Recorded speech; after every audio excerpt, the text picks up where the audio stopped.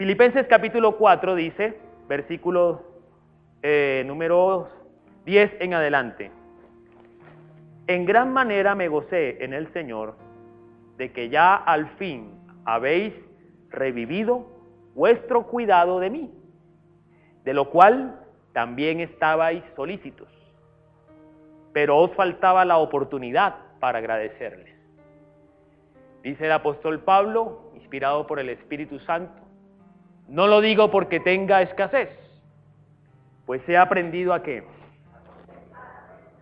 O sea que el contentamiento, cualquiera sea la situación, el apóstol Pablo dice, he aprendido a contentarme. Nada ni nadie me robará la paz. Nada ni ninguna cosa me robará mi contentamiento en el Señor. ¡Wow! Es profundo lo que escribe aquí el apóstol Pablo. Si hay pan y abundancia de pan, Señor, gracias. Si hay escasez de pan en la alacena, Señor, gracias, porque por lo menos tengo la vida y la oportunidad para seguir adelante. Dice el apóstol Pablo, he aprendido. O sea que es un aprendizaje, que no es algo natural. Lo natural en nosotros es criticar cuando las cosas no van bien y echarle la culpa siempre a los demás cuando las cosas van mal. Pero lo espiritual, dice el apóstol Pablo, es, he aprendido a contentarme, a estar en paz, en gozo, en confianza, en alegría, cualquiera sea mi situación. Porque el apóstol Pablo que está escribiendo esto, está en la cárcel. Y está en la cárcel por ser honesto. Está en la cárcel por hacer las cosas bien. Está en la cárcel por ser íntegro. No está en la cárcel por ser narcotraficante. No está en la cárcel por ser corrupto. Él está en la cárcel porque está haciendo la voluntad de Dios. Y aunque está en la cárcel, no se amarga, sino que dice, he aprendido a contentarme. Sé vivir humildemente y sé tener abundancia. Hay personas que cuando tienen abundancia se creen el dueño del mundo. No saludan a nadie, cambian de estrato. Sé vivir en abundancia, sé mantenerme en la línea, en abundancia y en escasez. En todo y por todo estoy enseñado. ¿Y quién es el que le enseña al apóstol Pablo? Dios a través de cada experiencia de la vida, sea buena o sea negativa, mala. Y dice la Escritura que a los que aman al Señor, todo tiene propósito para bien. Todo tiene un propósito de Dios para aquellos que permanecen en el amor a Dios. Por lo tanto, si todo tiene propósito, siempre el Señor nos va a querer enseñar algo a través de cualquier circunstancia. Y por eso la pregunta o la actitud que uno debe de asumir frente a cualquier circunstancia, buena o mala, es, Señor, ¿qué me quieres enseñar con esto? Y no necesariamente echarle la culpa a los demás, o amargarse, o perder la fe, o angustiarse, llenarse de ansiedad y tomar decisiones equivocadas, porque eso es lo más fácil. Me encanta cuando el apóstol Pablo dice, he aprendido, estoy enseñado. Y luego sigue diciendo, por lo tanto, todo lo puedo en Cristo, que es de donde viene mi fortaleza, mi inspiración. Todo lo puedo en Cristo que me fortalece. Y cuando dice todo, está refiriéndose a vivir contento, a vivir tranquilo, en plenitud, en paz, cualquiera sea la situación. ¿Cuál es tu situación en este día? ¿Cuáles son tus luchas? ¿Qué es eso aquella cosa por la cual no puedes ser feliz? Te roba la paz. ¿Qué es eso? ¿Qué es aquella cosa por la cual no puedes vivir en libertad? ¿De qué vale vivir una cantidad de años siempre preocupado por lo que no tiene y nunca agradecido por lo que Dios por lo menos le ha permitido tener al día de hoy? Segundo, me has dado por lo menos familia. Tercero, me has dado por lo menos un techo propio, arrendado, no importa. Darle gracias a Dios por lo que hay, lo que tienes y lo que eres en el día de hoy. Porque todo lo que tenemos y todo lo que somos es por la bendita gracia de Dios. Si uno tomara esa decisión hoy, te vas a dar cuenta que el ambiente de tu casa va a cambiar. Te vas a dar cuenta que vas a inspirar a tus hijos y a tus hijas. Te vas a dar cuenta que de pronto ese esposo malgeniado va a cambiar. Te vas a dar cuenta que esa esposa malgeniada va a comenzar a cambiar. Que las circunstancias alrededor van a cambiar. Porque el primer cambio debe ser el nuestro. A veces uno siempre dice, pero es que él no cambia, ella no cambia, ellos no cambian. Pero tú has cambiado. Yo he cambiado. Todo lo puedo en Cristo que me fortalece. Vamos, seguimos. Versículo 14. Sin embargo, bien hicisteis en participar conmigo en mi tribulación. Y sabéis también ustedes, oh filipenses, que al principio de la predicación del Evangelio, cuando partí de Macedonia, ninguna iglesia participó conmigo en razón de dar y recibir, solamente ustedes me apoyaron. Pues aún a Tesalónica me enviaron una y otra vez para mis necesidades. No es que busque dádivas, dice el apóstol Pablo. Es decir, no es que yo les esté manipulando, sino lo que yo busco es ver el fruto que abunda en vuestra cuenta. Pero todo lo he recibido y tengo abundancia. Estoy lleno, habiendo recibido de Epafrodito todo lo que enviasteis. Lo que ustedes enviaron tuvo olor fragante, sacrificio acepto, agradable a Dios. Por lo tanto, el apóstol Pablo escribe una bendición para la iglesia de Filipo. Mi Dios, pues, suplirá todo lo que os falta. ¿Conforme a quién? Conforme a la riqueza, a la grandeza, a la gloria en Cristo Jesús. Último versículo. Al Dios y Padre nuestro sea gloria por los siglos de los siglos. Amén. Quiero compartir una reflexión sobre el principio de la generosidad. O la generosidad como principio de vida cristiana. Actualmente, este tema de la generosidad en algunas iglesias cristianas ha sido polémico por ciertos abusos que han habido en cuanto al mensaje sobre la generosidad. Abusos o entendimientos cerrados como asumir que la generosidad es un negocio. Si yo soy generoso, entonces Dios me multiplicará 20,000 veces lo que yo doy o hago. Es decir, como si fuera un tema de yo invierto y luego recojo intereses de ganancia. Es decir, como si Dios fuera un banquero. Pero gracias a Dios, y esta es la buena noticia, gracias a Dios que Dios no es banquero.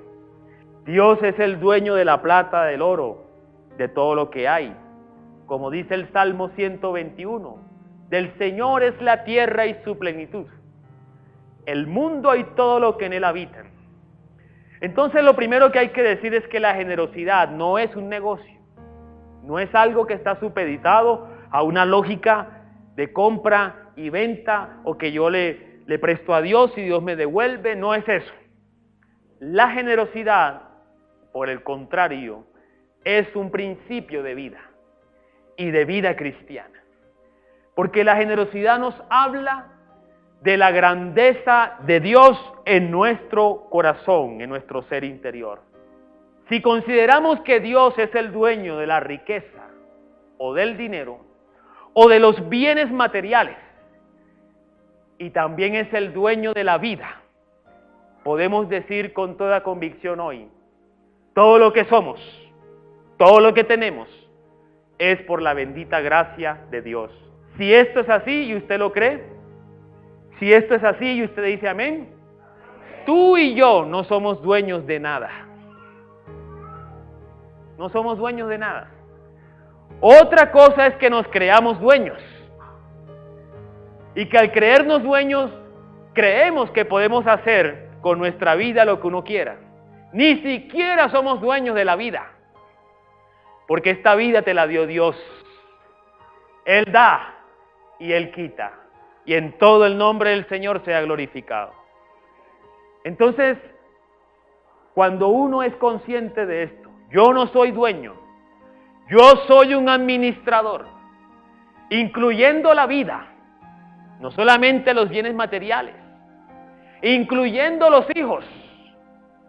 Dice la Escritura que los hijos son, Jessica, herencia. ¿De quién?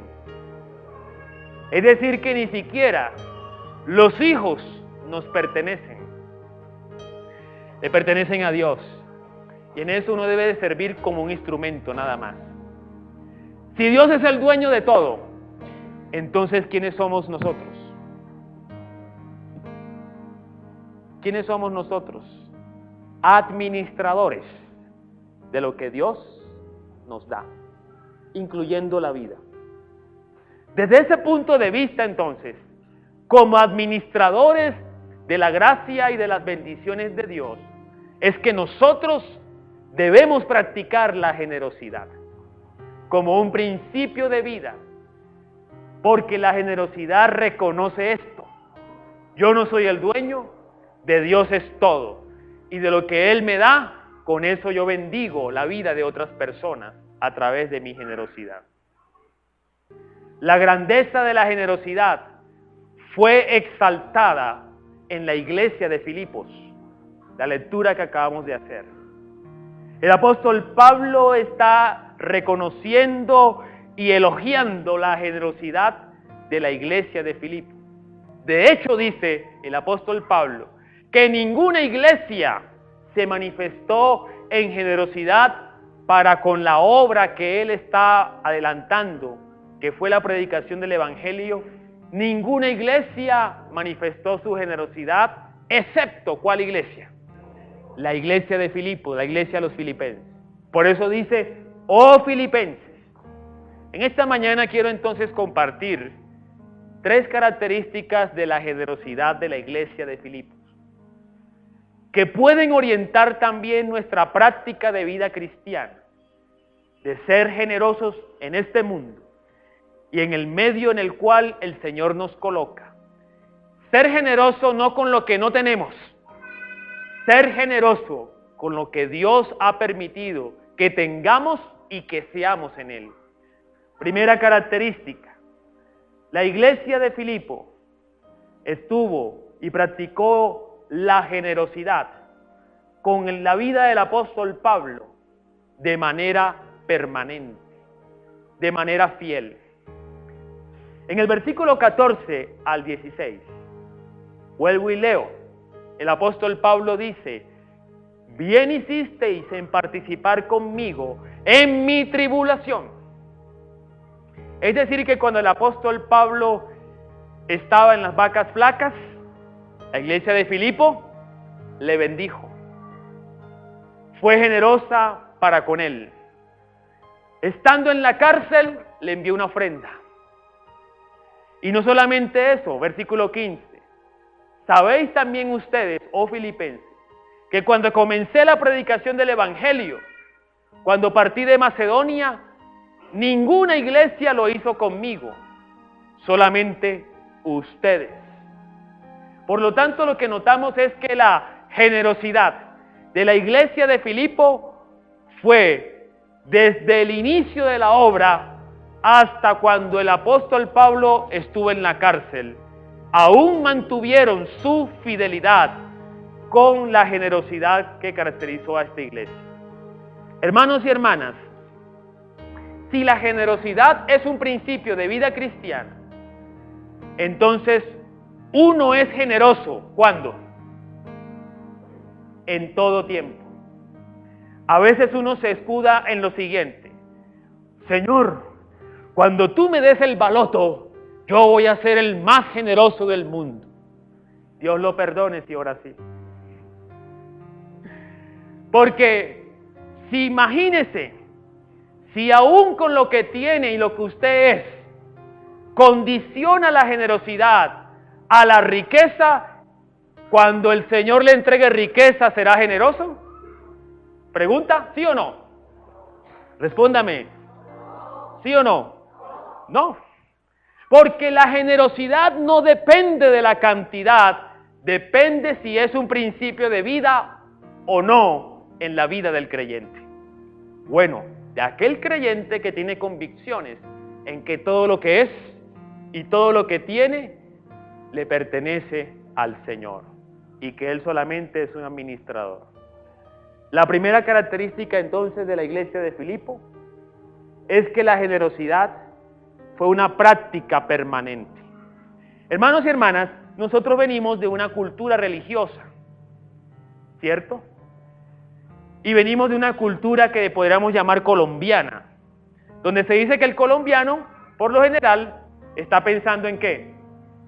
No tanto en cómo puede dar, sino en cómo puede sacar, recibir. Y si yo hago esto y yo hago aquello, ¿cómo voy yo ahí? ¿Cuánto me gano acá? ¿Cuánto me gano allá?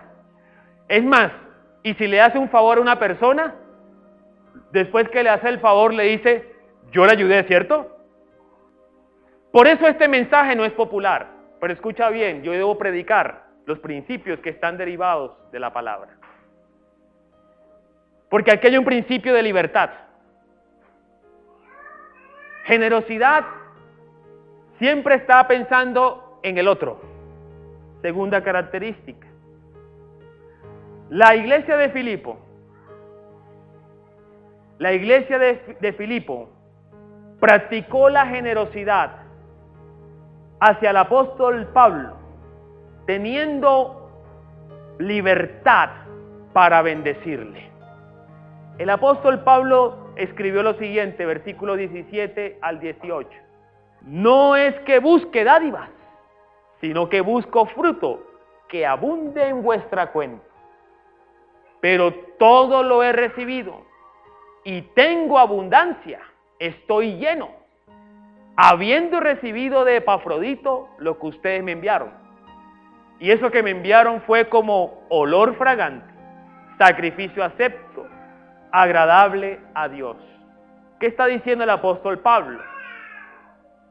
Lo que está diciendo es que la ofrenda o la generosidad con la que la iglesia de Filipos se manifestó con él fue abundante, fue algo digno, fue algo motivo de alabanza y de gloria al Señor.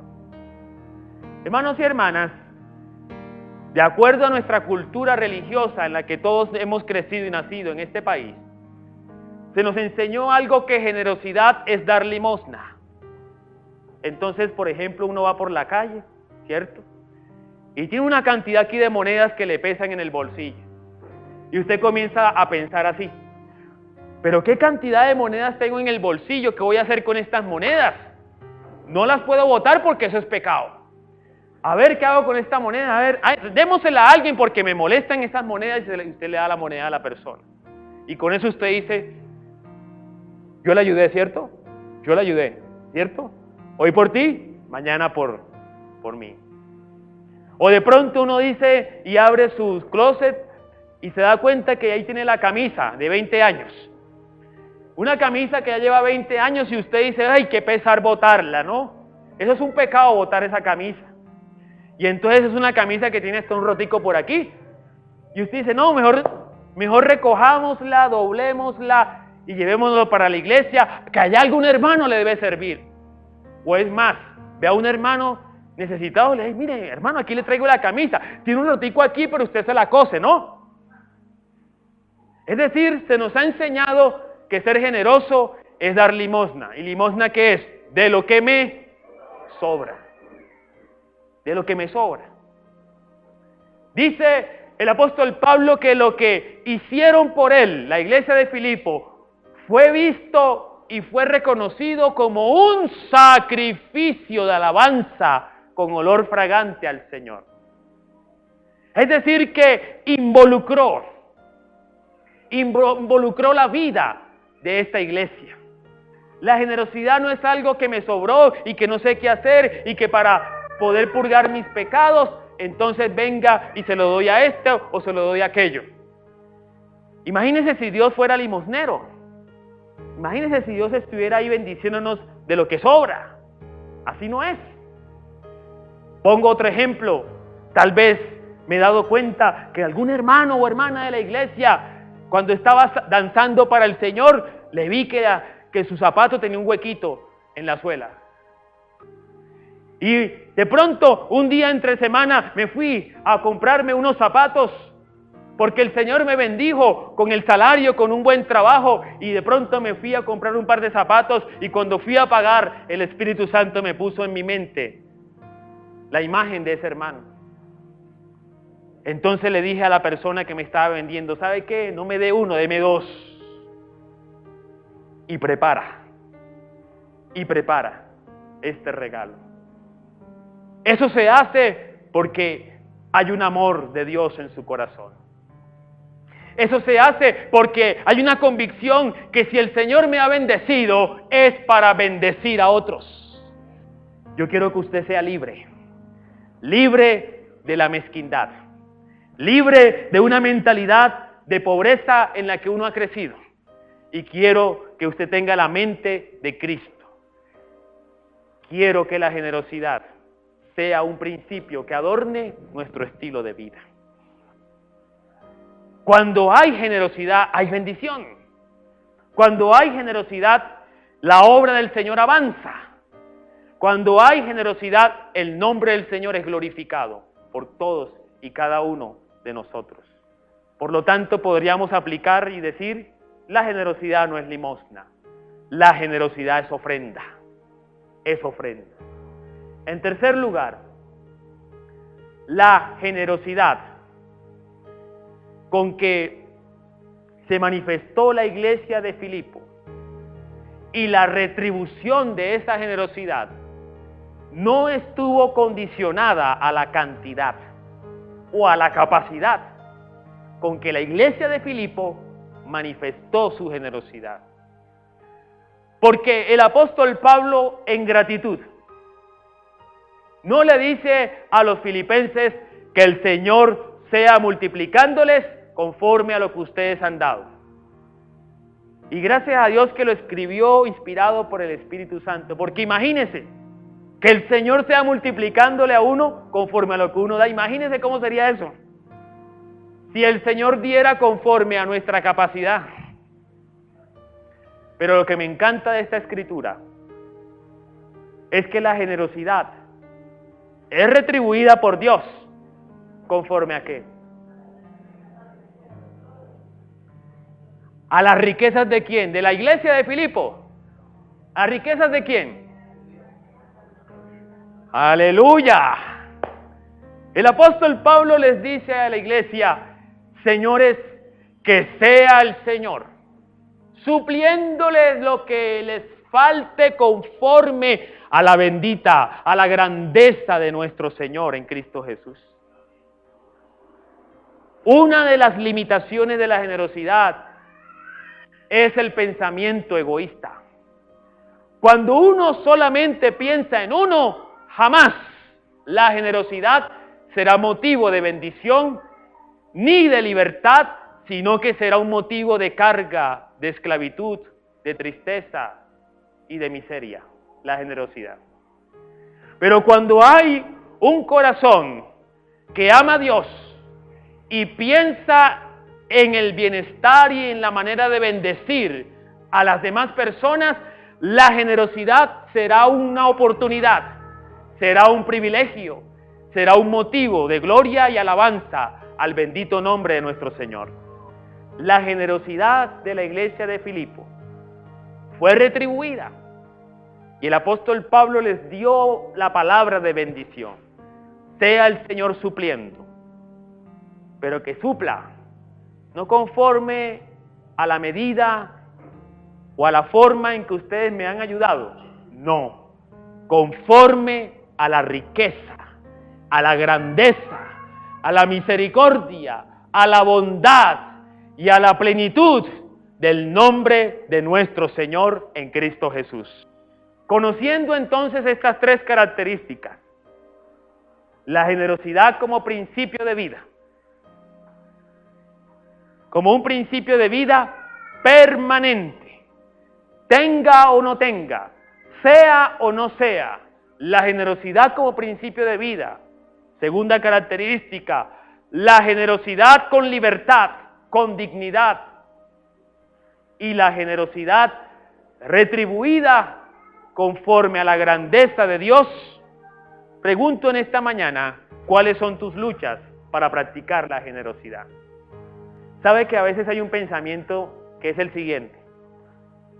Tengo que ser generoso, porque si no soy generoso, el Señor me quita lo que me dio. ¿Qué opinan de ese pensamiento? La generosidad jamás estará motivada por el miedo, porque no será de bendición si está motivada por el miedo. Cuando uno cae en ese pensamiento, no estás motivado por el amor de Dios, estás motivado por el miedo. La fuerza mayor de la generosidad es el amor a Dios.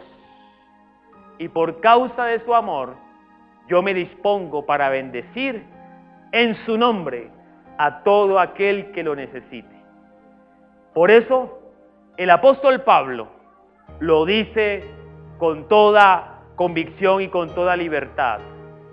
Al final de todo, cuando hay una vida generosa y cuando hay una persona bendecida por la generosidad de otra persona, la conclusión es que el nombre de Dios queda en alto, queda glorificado. Versículo 20. Por todo lo anterior, que todos alaben a Dios nuestro Padre por siempre. Amén y amén. Por los siglos de los siglos. Amén. Esa es la gran conclusión de la práctica de la generosidad. Quien es generoso, engrandece el nombre de Dios. Quien es generoso, engrandece el nombre de nuestro Señor. Pongámonos en pie y oremos por esta palabra.